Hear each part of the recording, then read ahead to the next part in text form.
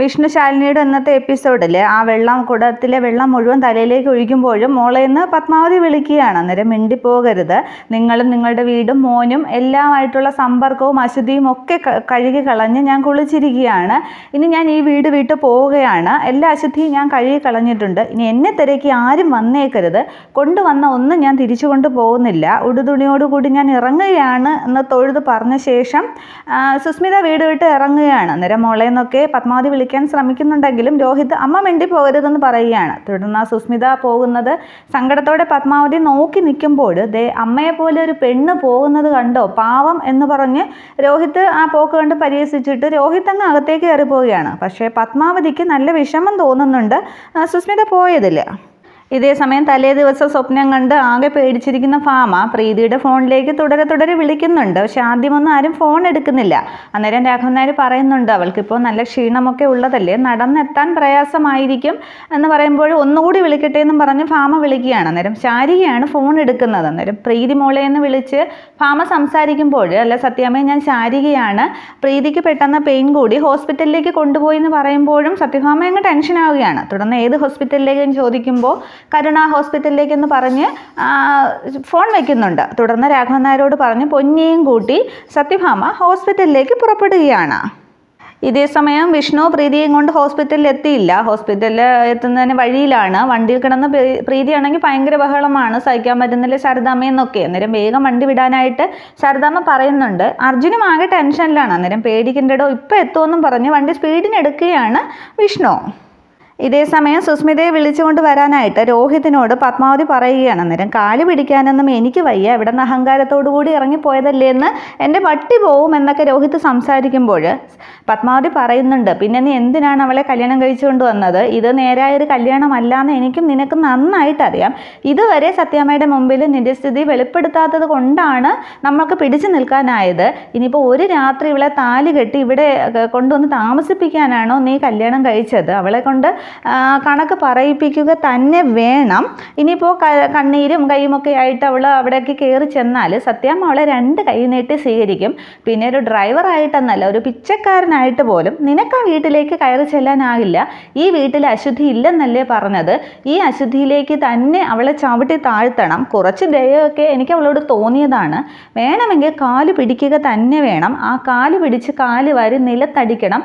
ഈ വീട്ടിലെ അശുദ്ധിയിലേക്ക്, ഈ കുഴിയിലേക്ക് തന്നെ അവളെ കൊണ്ട് വരണം എന്നൊക്കെ അങ്ങ് ദേഷ്യത്തോടെ പത്മാവതി സംസാരിക്കുമ്പോൾ ആ ഒരു പ്രതികാരം വീണ്ടും രോഹിതിൻ്റെ മനസ്സിൽ ഉടലെടുക്കുകയാണ്. തുടർന്ന് വിളിച്ചുകൊണ്ട് വരാമെന്നുള്ള തീരുമാനത്തിൽ രോഹിത് എത്തുന്നുണ്ട്.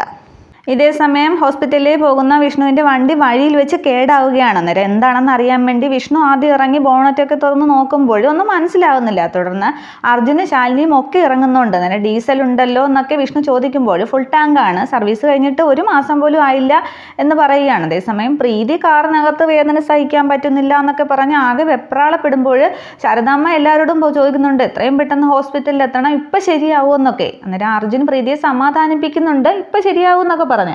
തുടർന്ന് ശാലിനി പറയുകയാണ് അർജുനോട്, നമുക്ക് എത്രയും പെട്ടെന്ന് ഹോസ്പിറ്റലിൽ എത്തണം, ഇതല്ലെങ്കിൽ വേറൊരു വണ്ടി ഹോസ്പിറ്റലിൽ എത്തുക എന്നുള്ളതാണ് ഇമ്പോർട്ടൻ്റ് എന്ന് പറയുമ്പോൾ അർജുൻ റോഡിലേക്ക് ഇറങ്ങി ഇരുവശത്തേക്ക് നോക്കിയാണ് ഏതെങ്കിലും വണ്ടി വരുന്നുണ്ടോ എന്ന്. ഇതേ സമയം വണ്ടിയിൽ പോകുന്ന സത്യഭാമ വിഷ്ണുവിൻ്റെയും ശാലിനിയുടെയും അർജുനെയും ഒക്കെ ഫോണിൽ മാറി മാറി വിളിക്കുകയാണ്. പക്ഷേ ആരെയും ഫോണിൽ കിട്ടുന്നില്ല. അവർ നിൽക്കുന്നത് ഒരു റേഞ്ച് ഇല്ലാത്ത സ്ഥലമാണ്. തുടർന്ന് വണ്ടി ശരിയാക്കാൻ വിഷ്ണു ഒരുപാട് ശ്രമിക്കുന്നുണ്ട്, നടക്കുന്നില്ല. തുടർന്ന് വിഷ്ണുവിൻ്റെ ഫോൺ മേടിച്ച് ശാലിനി സത്യാമ്മയും വിളിക്കാൻ ശ്രമിക്കുകയാണ്. പക്ഷേ റേഞ്ച് ഇല്ലാത്ത സ്ഥലമായതിനാൽ ഒരു കട്ട പോലും അതിലില്ല, നെറ്റ്വർക്ക് കിട്ടുന്നുമില്ല. ഇതേസമയം ശാലിനി ചോദിക്കുന്നുണ്ട് ഇത് ഏതാ സ്ഥലം, റേഞ്ച് ഒന്നും കിട്ടുന്നില്ല എന്ന്. അന്നേരം പെരുന്തേനരുവി പാലത്തിനടുത്താണ്. ഇതിനപ്പുറത്ത് കുറച്ച് ഒരു സ്പേസ് റിസർച്ച് സെൻറ്റർ ഉണ്ട്. അപ്പോൾ അവിടെ മൊബൈൽ ക്യാമറയൊക്കെ ഉണ്ട്. അതീവ സുരക്ഷിതമായതുകൊണ്ടായിരിക്കും റേഞ്ചൊന്നും കിട്ടാത്തത്. കരുണ ഹോസ്പിറ്റലിലേക്ക് ഇതുവഴി ഈ റോഡ് ആരും അങ്ങനെ യൂസ് ചെയ്യാറില്ല. പക്ഷേ ഷോർട്ട് കട്ടാണ്, മറ്റേത് പോയാൽ ബ്ലോക്ക് ആയിരിക്കും. അതുകൊണ്ട് ഇതുവഴി പോയാൽ പെട്ടെന്ന് കത്തിച്ച് വിടാമെന്നും പറഞ്ഞാണ് ഞാൻ ഇതുവഴി വന്നത് എന്ന് പറഞ്ഞ് വിഷ്ണു ആകെ അങ്ങ് ദേഷ്യം പിടിക്കുന്നുണ്ട്, വണ്ടി ശരിയാവത്തില്ല. അതേസമയം പ്രീതിയും അങ്ങ് ആകെ ബഹളമാണ്. അർജുനും ആകെ ടെൻഷനിലാണ്. ആ റോഡ് വഴി ഒരൊറ്റ വണ്ടി പോലും ആ സമയത്ത് വരുന്നില്ല. ഇതേ സമയം സത്യഭാമയും ഡ്രൈവറോട് ചോദിക്കുന്നുണ്ട്, നമ്മൾ പെരുന്തേനരുവി പാലം വഴിയാണോ പോകുന്നതെന്ന്. അന്നേരം അതേന്ന് പറയുമ്പോൾ അതുവഴി പോകണ്ട, അതിന് മുമ്പ് ഒരു വഴിയുണ്ട്, റോഡ് ഇത്തിരി കുഴപ്പമാണെങ്കിലും നമ്മൾ പെട്ടെന്ന് എത്തും എന്ന് ഭാമ പറയുകയാണ്.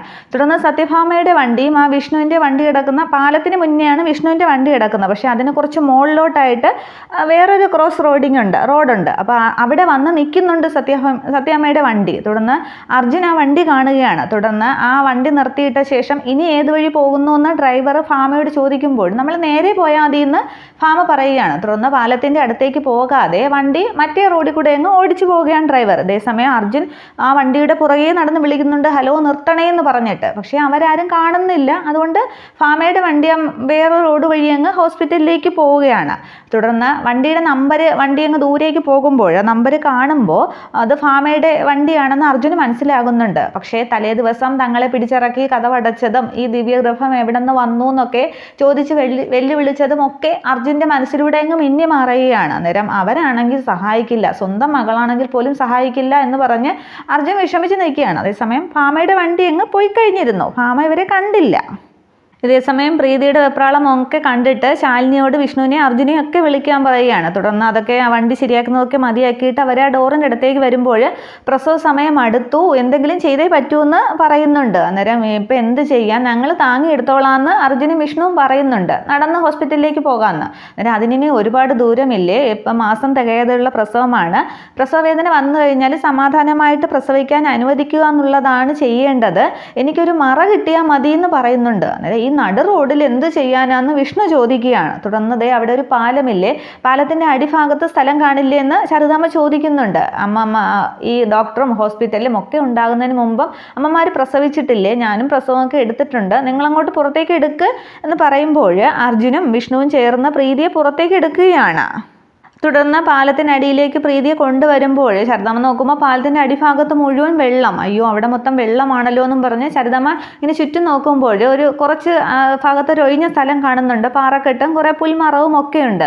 അന്നേരം അവിടേക്ക് കൊണ്ടുപോകാമെന്ന് ശാരദാമ്മ പറയുമ്പോൾ വിഷ്ണുവും അർജുനും കൂടി പ്രീതിയെ താങ്ങിയെടുത്ത് കൊണ്ടുപോവുകയാണ്. അന്നേരം വിഷ്ണുട്ടാന്നൊക്കെ കരഞ്ഞ് പ്രീതി വിളിക്കുന്നുണ്ട്. അന്നേരം ഒന്നും ഇല്ലടി എന്നൊക്കെ പറഞ്ഞ് വിഷ്ണു ആശ്വസിപ്പിക്കുന്നുണ്ട്. എല്ലാവരും അങ്ങ് ആകെ ടെൻഷനിലാണ്. അതേസമയം കാറിൽ പോകുന്ന ഭാമയുടെ മനസ്സെന്തോ അങ്ങ് വിഷമിക്കുമ്പോൾ എന്താ സത്യാമ്മയെന്ന് പൊന്നി ചോദിക്കുന്നുണ്ട്. അന്നേരം എൻ്റെ മോള് എന്നും പറഞ്ഞ് ഭാമയും കരയുകയാണ്. അന്നേരം ഒന്നും സംഭവിക്കില്ല എന്ന് പൊന്നി സമാധാനപ്പെടുത്തുന്നുണ്ട്. ഇനിയിപ്പോൾ മുമ്പ് ജ്യോത്സ്യം പറഞ്ഞതുപോലെ ശാരദാമ്മയുടെ കൈകൾ കൊണ്ട് തന്നെ പ്രീതിയുടെ പ്രസവം അവിടെ നടക്കും. സീതാദേവിയെ പോലുള്ള ഒരു പെൺകുഞ്ഞ് പിറക്കുകയും ചെയ്യും.